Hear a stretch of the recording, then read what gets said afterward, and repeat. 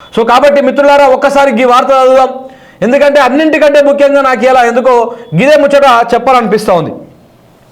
ఒకసారి చూడండి, కాల్చుకు తిన్న వాళ్ళే కన్నీళ్లు కాల్చినట్టు. ఏప్రిల్ 20, 1981 సోమవారం ఆదివారం ఆదిలాబాద్ జిల్లా ఉట్నూరు ఏజెన్సీ ప్రాంతం ఇంద్రవెల్లిలో సద్ద జరుగుతున్నది. అదే రోజు ఆదివాసీల చట్టబద్ధమైన హక్కుల కోసం గిరిజన రైతు కూలీ సంఘం బహిరంగ సభకు పిలుపునిచ్చింది. మొదట పోలీసులు సభకు అనుమతిచ్చిరు, తర్వాత చివరి నిమిషంలో అనుమతి రద్దు చేసిరు. అప్పటికే ఆదివాసీ గూడాల్లో ప్రచార సాధనాలను అంతగా లేని రోజుల్లో నోటి మాట ద్వారానే నెల రోజుల ముందు నుంచి ప్రచారం జరిగింది. దీంతో ఇంద్రవెల్లికి వేలాది మంది ప్రజలు గిరిజన బిడ్డలు అక్కడికి చేరుకుంటా ఉన్నారు. పోలీసులు జనాన్ని కట్టడి చేసే క్రమంలో అరగంట పాటు కాల్పులు జరిపారు. దీంతో అనేక మంది ఆదివాసీలు ప్రాణాలు కోల్పోయి వందలాది మంది గాయపడ్డారు. దీనికి కారణం ఎవరక్క? దీనికి కారణం ఎవరండి? రేవంత్ రెడ్డి గారు చెప్పాలి దీనికి సమాధానం. కాల్చి చంపింది ఇదే కాంగ్రెస్ పార్టీ కదా. ఇప్పటికీ గిరిజన ప్రాంతంలో ఈ కమ్యూనికేషన్ ఉండదు చాలా వరకు. అంటే టీవీలు కానీ, ఫోన్లు కానీ, పేపర్ కానీ, ఇప్పుడు మనం వాడుతున్నటువంటి స్మార్ట్ ఫోన్లు కానీ, ఇవి కూడా ఇప్పటికీ మారుమూలమైనటువంటి గిరిజన ప్రాంతాల్లో ఇంకా అరకొరగానే ఉన్నాయి. ఇది 1981 ప్రాంతంలో అంటే అప్పటికి అసలు ఇది లేనే లేదు. అసలు వాళ్ళు ఎంతసేపు ఉన్నా నోటి మాట ద్వారానే ప్రచారం చేసేవాళ్ళు. నోటి మాట ద్వారానే సమాచారాన్ని ఒకరి నుంచి ఒకరికి బదిలీ చేసుకునేవారు. సో అలా నెల రోజుల ముందు నుంచి ఇంద్రవెల్లి సభకు వాళ్ళు కసరత్తు చేసుకుంటా ఉన్నారు. ఆ కసరత్తు చేసుకుంటా ఉంటుంటే దాని మీద అప్పటిదాకా పర్మిషన్ ఇచ్చిరు మీరు, రేపు సభ అన్నదాకా పర్మిషన్ ఇచ్చి ఒకరోజు ముందు మీరు సభ అనుమతిని రద్దు చేసుకుంటే ఈ గిరిజన బిడ్డలకు ఎట్ట తెలుస్తుంది? తెలియలేదు. అందరూ గూడాల నుంచి వచ్చిర్రు ఇంద్రవెల్లికి. వచ్చితే అనుమతి లేదని చెప్పేసి దొరికిన వాళ్ళు దొరికినట్టే కాల్చి చంపిర్రు ఇదే కాంగ్రెస్ పార్టీకి సంబంధించినటువంటి ఆనాటి పాలకులు, ఆ పాలకుల చేతిలో ఉన్నటువంటి పోలీసులు. చదువుదాం. ప్రభుత్వ అధికారిక లెక్కల ప్రకారం మరణించిన వారు 13 మంది కాగా గాయపడ్డ వారు 2000 పైచిలుకు. అనధికారిక లెక్కల ప్రకారం మరణించిన వారు 60 మంది. ఆదివాసీ సంఘాలు సేకరించిన లెక్కల ప్రకారం 20 మంది. ఈ సభలో గజ్జె కట్టి పాడింది దివంగత ప్రజాయుద్ధ నౌక గద్దర్. ఆ కాల్పులు జరిపింది కాంగ్రెస్ పార్టీ హయాంలో. ఇంద్రవెల్లి పోలీసు ఈ వార్త చదువుతూ ఉంటే రోమాలు నిక్కపొడుస్తూ ఉన్నాయి. రేవంత్ రెడ్డి ఏం మోసం చేస్తూ ఉన్నావు నువ్వు? తెలంగాణ రాష్ట్రాన్ని, తెలంగాణ ప్రజలను ఏ విధంగా నువ్వు మభ్యపెట్టాలని చూస్తూ ఉన్నావో అర్థం కావడంలే.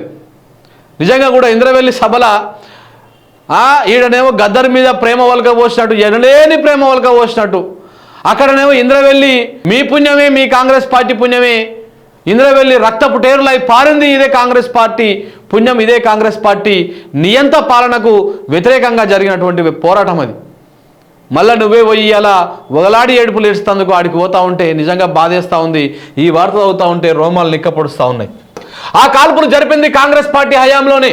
ఇంద్రవెల్లి పోలీసు కాల్పుల ఘటనను యావత్తు దేశం ముక్త కంఠంతో ఖండించింది. ప్రతిపక్షాలు, ప్రజా హక్కుల సంఘాలు, సాహితీ లోకం స్వతంత్ర భారత జలియన్ వాలా బాగ్ అని అంటూ ఆ ఘటనను నిరోధించింది.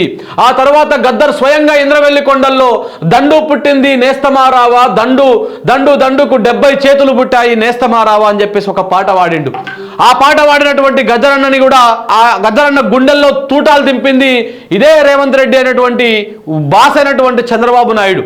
కాబట్టి చరిత్ర మీరు మరిపిస్తేనో, మీరేదో టీవీల్లో పెట్టి మూసేస్తేనో రేవంత్ రెడ్డి వాస్తవాలు తెలుసుకోకపోతే ఇంకా జన చైతన్యాన్ని ఎదుర్కోవాల్సి ఉంటుంది.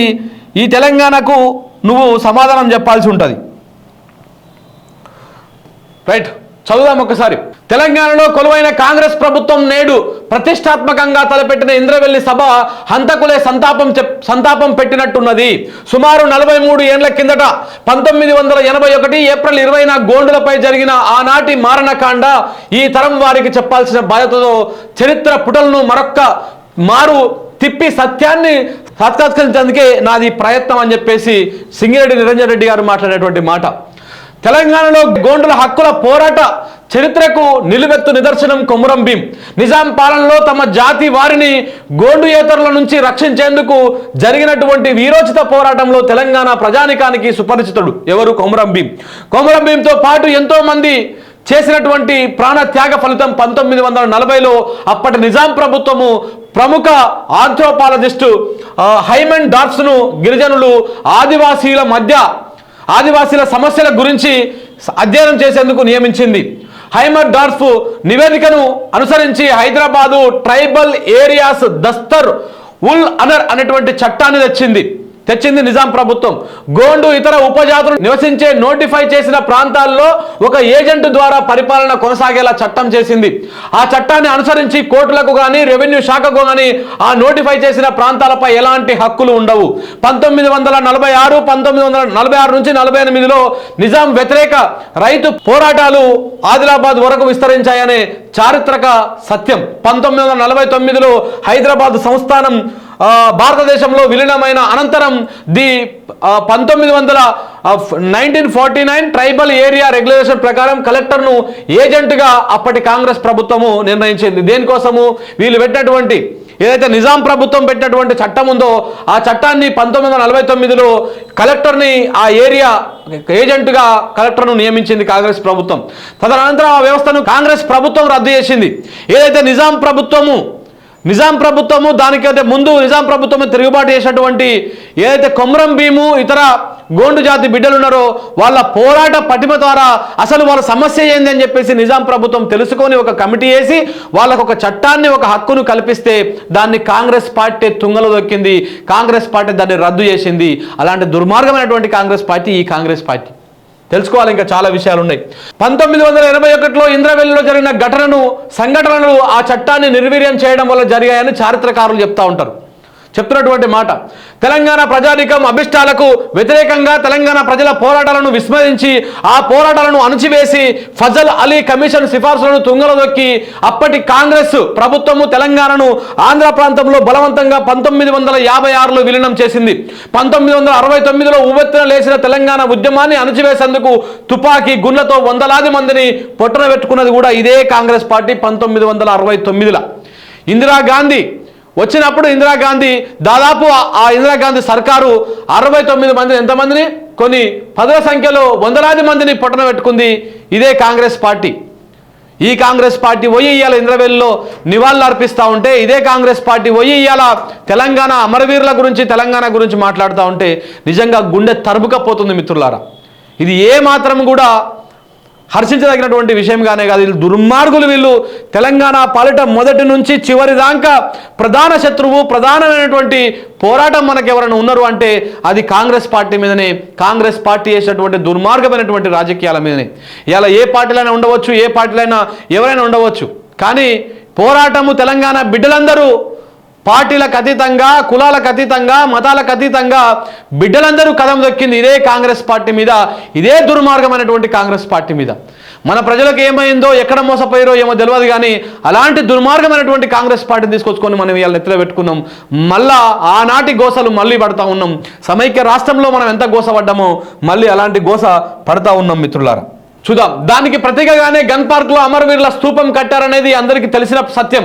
తదనంతరం జరిగినటువంటి కాంగ్రెస్ ప్రభుత్వ అణచివేత ఎమర్జెన్సీల వలనే తెలంగాణ ప్రాంతంలో ప్రజా ఉద్యమాలు, నక్సలిజం, పౌర హక్కుల సంఘాల ఉద్యమాలు మొదలైనవి ఉనికిలోకి వచ్చాయనేది చారిత్రక సత్యం. చూడండి, ఈ వార్త అంతా చదువుతాం మిత్రులారు, ఎందుకంటే చాలామంది నేటి తరం యువకులకు ఈ విషయాలు తెలుసుకోవాల్సినటువంటి బాధ్యత మన మీద ఉన్నది. సో అప్పటి కాంగ్రెస్ అణచివేతకు వ్యతిరేకంగా గలమెత్తిన ప్రజాయుధ నౌకనే గద్దర్. ఈ కాంగ్రెస్ పార్టీకి వ్యతిరేకంగా పోరాటం చేసింది గద్దర్ అన్న. సో అప్పటి కాంగ్రెస్ ప్రభుత్వాలు గద్దర్ను ఎన్ని రకాలుగా ఇబ్బందులకు గురి చేశాయనేది చరిత్ర పుటల్లో లిఖించి ఉన్నది. చంద్రబాబు ప్రభుత్వ హయాంలో గద్దర్పై కాల్పులు జరిగాయి. చంద్రబాబు ప్రభుత్వ దుశ్చర్యలను ఆనాడు ప్రతిపక్షంలో ఉన్న కాంగ్రెస్ ఖండించిన దాఖలాలు కూడా లేవు. ఆ రోజు ప్రజా సంఘాలు లెఫ్ట్ మాత్రమే గద్దర్ వెంట రక్షణగా నిలిచాయి. అర్థమవుతుంది కదా వాస్తవాలు ఏంటి అనేది. ఇలా అనేక పోరాటాలు తెలంగాణ ప్రాంతంలో జరుగుతున్న సందర్భంలో రైతు కూలీ సంఘం ఆధ్వర్యంలో గోండు ప్రజల పోరాటాలు కొనసాగాయి. ఆదిలాబాదు నుంచి 35 కిలోమీటర్ల దూరంలో ఉండే ఇంద్రవెల్లిలో ఏప్రిల్ 20వ తారీఖు 1981లో గోండు మహాసభలకు ఇంద్రవెల్లిలోని రైతు కూలీ సంఘం పిలుపునిచ్చింది. 1981 మార్చిలో ఈ సభల గురించి పోస్టర్లు కరపత్రాలు పంచి పెద్ద ఎత్తున ప్రచారం జరిగింది. ఏప్రిల్ 19 నాటికే వేలాది మంది గోండులు ఇంద్రవెల్లి పరిసర ప్రాంతాల్లోకి చేరుకున్నారు. అయితే పోలీసులు 19వ తేదీ రాత్రి వరకు ఆ అనుమతులు రద్దు చేసి ఆదివాసీలు శాంతియుతంగా తలపెట్టినటువంటి సభను విఘాతం కలిగించారు. ఆ సందర్భంలో జరిగినటువంటి అలజడి నెపంతో ఆనాటి కాంగ్రెస్ ప్రభుత్వం విచక్షణారహితంగా కాల్పులు జరిపింది. కొన్ని వందల మందిని పొట్టన పెట్టుకుంది ఇదే దుర్మార్గమైనటువంటి కాంగ్రెస్ పార్టీ. ఆ సభ నిర్వహించేందుకు పోలీసులు ప్రభుత్వ అనుమతులు కూడా తీసుకుంది. 1981 మార్చిలోనే ఈ సభల గురించి పోస్టర్లు కరపత్రాలు పంచి పెద్ద ఎత్తున ప్రచారం చేసింది. ఏప్రిల్ 19 నాటికే వేలాది మంది గోండులు ఇంద్రవెల్లి పరిసర ప్రాంతాలకు చేరుకున్నారు. అయితే పోలీసులు 19వ తేదీ రాత్రి ఆ అనుమతులను రద్దు చేసి ఆదివాసీలు శాంతియుతంగా తలపెట్టినటువంటి సభకు విఘాతం కలిగించారు. ఆ సందర్భంలో జరిగినటువంటి అలజడి నెపంతో ఆనాటి కాంగ్రెస్ ప్రభుత్వం విచక్షణారహితంగా కాల్పులు జరిపింది. ప్రభుత్వ లెక్కల ప్రకారం 13 మంది మరణించగా 200 మందికి క్షతగాత్రులయ్యారు. ప్రతిష్టాత్మకమైనటువంటి ఎకానమిక్ అండ్ పొలిటికల్ వీక్లీ అంటే EPW correspondent M Raghuram Indravelli ప్రాంతంలో విస్తృతంగా పర్యటించి పరిశోధనాత్మక వ్యాసం రాయగా carnage at Indravelli a report పేరుతో 1981 జూన్ 13న అది ప్రచురితమైంది. ఇంద్రవెల్లి కాల్పుల్లో 250 మందికి పైగా మరణించారని చెప్పేసి ఇక చూడండి ఎంత ఉంది కథ. మరణించారని, వందలాది మంది తుపాకీ గుల్ల పాలయ్యారని, వారిలో కూడా అధికులు మరణించే అవకాశం ఎక్కువ ఉంది అని చెప్పేసి వారు పోలీసులకు భయపడి దవాఖానలో చికిత్స కూడా తీసుకునేందుకు బయటకి రాకపోవడమే అందుకు కారణం అని చెప్పేసి ఈ ఘటన పోలీసులు కాల్పులుగా చూడలేమని, ఇలాంటి మారణ హోమాన్ని రాజకీయ నిర్ణయంగా చూడాలని దీని పూర్తి బాధ్యత ఆనాటి కాంగ్రెస్ ప్రభుత్వాన్ని అని చెప్పేసి ఆ రోజు ఆయన రాసినటువంటి వ్యాసం సంచలనాత్మకమైనటువంటి ఒక ఎక్స్క్లూజివ్ వ్యాసం సారాంశం అది. ఎంతమంది 250 మందికి పైగా చంపేసిర్రు, వాళ్ళని చంపేసిర్రు. ఇప్పటికీ మనము ఇంద్రవెల్లి ప్రాంతానికి పోతే ఆ ప్రాంతంలో 1981 నాడు జరిగినటువంటి కాల్పుల్లో చనిపోయినటువంటి వాళ్ళ ఆనవాళ్ళు, వాళ్ళ గోరీలు, వాళ్ళ ప్రతిమలు ఇంకా అక్కడ మనకు కనబడుతూనే ఉంటాయి. ఇది చరిత్ర. కాంగ్రెస్ పార్టీ చేసినటువంటి దుర్మార్గమైనటువంటి రాజకీయాలకు, దుర్మార్గమైనటువంటి మారణ కాండకు ఇది నిలువెత్తు నిదర్శనం. ప్రజలారా, ఈ విషయాలను మర్చిపోయారనుకొని మరిపించే విధంగా ఇవాళ ఏదో డ్రామాలు చేస్తూ ఉంటే ఈయన నిజంగానే గుంపు మేస్త్రి పాత్ర పోషిస్తున్నటువంటి రేవంత్ రెడ్డి గారు ఈ డ్రామాలన్నీ జర కట్టి పెట్టాలి మీరు. ఇక చూడండి, తెలంగాణలో నక్సలిజం వైపు యువత అడుగులు వేయడానికి కాంగ్రెస్ ప్రభుత్వ విచక్షణ అణచివేతలే కారణమయ్యాయి. పచ్చని తెలంగాణను ఎండబెట్టి ప్రాజెక్టులు కట్టి ఆంధ్రాకు నీళ్లు తరలించారు. దీంతో తెలంగాణ అన్ని రంగాల్లో నష్టపోయింది. యువత అడవి పాలు, రైతు కూలీలు వలస పాలయ్యారు. నక్సలైట్ను అణచివేసే క్రమంలో ఈ దేశంలో ఎన్కౌంటర్లకు నాంది పలికింది కూడా ఇదే దుర్మార్గమైనటువంటి కాంగ్రెస్ పార్టీ. ప్రజలారా తెలుసుకోండి. 2001లో మనదశ తెలంగాణ ఉద్యమం మొదలైన తర్వాత టీఆర్ఎస్ అంటే ప్రస్తుత బీఆర్ఎస్ పార్టీతో పొత్తు పెట్టుకొని అధికారం రాగానే తెలంగాణ రాష్ట్రం ఏర్పాటు చేస్తామని హామీ ఇచ్చి అధికారంలోకి వచ్చిన తర్వాత మాట తప్పి కాలయాపన చేసింది కూడా ఇదే కాంగ్రెస్ పార్టీ. 2009 నవంబర్ 29న కేసీఆర్ చేపట్టినటువంటి ఆమరణ దీక్షతో దిగివచ్చి 2009 డిసెంబర్ 9న తెలంగాణ ప్రకటించి సోనియా గాంధీ పుట్టినరోజు కానుకాని చెప్పి ప్రకటించారు. ఆ తర్వాత ఆంధ్ర ఆధిపత్య శక్తుల ఒత్తిళ్లకు తలొగ్గిన ఈ తెలంగాణ కాంగ్రెస్ నేతల చేతగాంతనం కూడా దీనికి ఒక నిదర్శనం. ఆ తర్వాత ఆంధ్ర ఆధిపత్య శక్తుల ఒత్తిళ్లకు తలొగ్గి డిసెంబర్ 23న తెలంగాణ ఏర్పాటును వెనక్కి తీసుకొని కమిటీల పేరుతో కాలయాపన చేసింది కూడా ఇదే కాంగ్రెస్ పార్టీ. అప్పటి నుంచి 2014 జూన్ 2 వరకు తెలంగాణ రాష్ట్ర ఏర్పాటు జరిగిన ఉద్యమంలో అనేక మంది తెలంగాణ బిడ్డలు ఆత్మ బలిదానాలు చేసుకొని తెలంగాణ ఆకాంక్షను ప్రపంచానికి చాటారు. ఈ చావులన్నింటికీ కారణం కూడా ఇదే దుర్మార్గమైనటువంటి కాంగ్రెస్ పార్టీ. మిత్రులారా, సో తెలంగాణలో చెందిన ప్రతి రక్తపు చుక్క, పారిన నెత్తుటి దారుల వెనుక ఉన్నది కాంగ్రెస్ పార్టీనే. ఏ రోజు ఏ ఊర్లో ఎన్కౌంటర్ జరుగుతుందో, ఏ బిడ్డ నేలకు ఒరుగుతాడో, ఏ తల్లి పేగుబంధం తెలిగిపోతుందో తెలియని విషాద ఛాయల్లో తెలంగాణ గడిపినటువంటి రోజులు అవి. సో కాబట్టి ఇవన్నింటికి కూడా కారణము ఇదే కాంగ్రెస్ పార్టీ నియంత పాలకులు, ఇదే కాంగ్రెస్ పార్టీలో ఉన్నటువంటి ఇప్పుడు చెప్తున్నటువంటి రేవంత్ రెడ్డి నోరు తెరిస్తే తల్లి సోనియమ్మ, తెలంగాణ తల్లి సోనియమ్మ కాదు. నాడు నువ్వు టీడీపీ పార్టీలో ఉండి మాట్లాడిన చూసినావా బలిదేవత అని, ఆ బలిదేవతనే నిజంగా సోనియమ్మ. ఆ విషయాన్ని మర్చిపోవద్దు.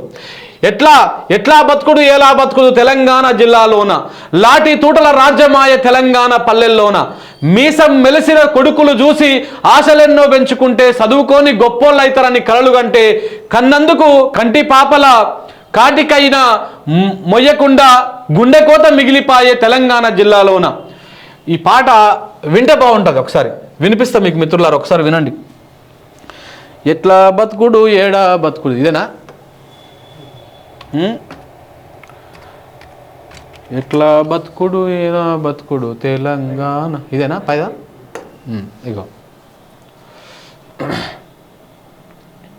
ఇగో ఈ పాట.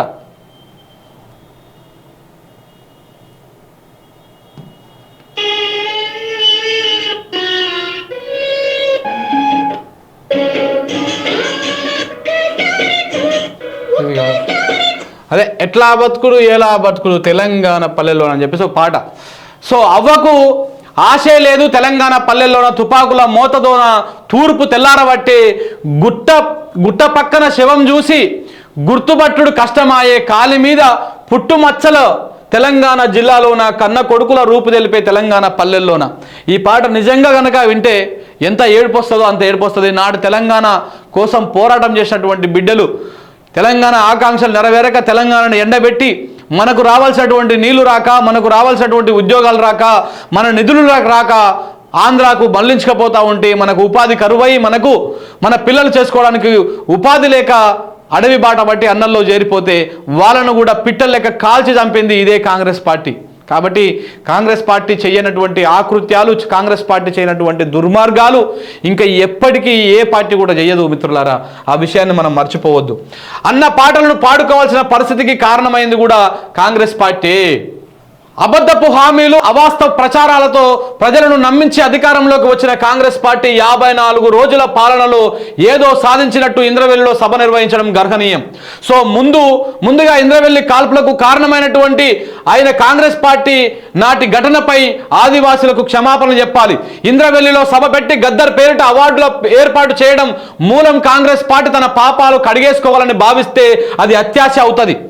అంటే నాటి ఈ దేశ దుర్మార్గాలకు మొత్తము ఆ నంది అవార్డుకు పేరేమో గద్దర్ అవార్డు పేరని, ఈ దుర్మార్గాలు చేసింది మొత్తం ఏమో కాంగ్రెస్ పార్టీ అయితే మళ్ళీ అదే సభకి వెళ్ళి వీళ్ళు ఏదో డ్రామాలు చేసి ఏదో అక్కడ చేసేటువంటి ప్రయత్నాలు చేస్తూ ఉన్నారు. ప్రజలారా, నేను చేతులెత్తి మీకు దండం పెట్టి చెప్తా ఉన్నా, ఇంద్రవెల్లిలో కాంగ్రెస్ పార్టీ చేసేటువంటి ప్రతి ప్రకటన తెలంగాణకు మోసపూరితమే.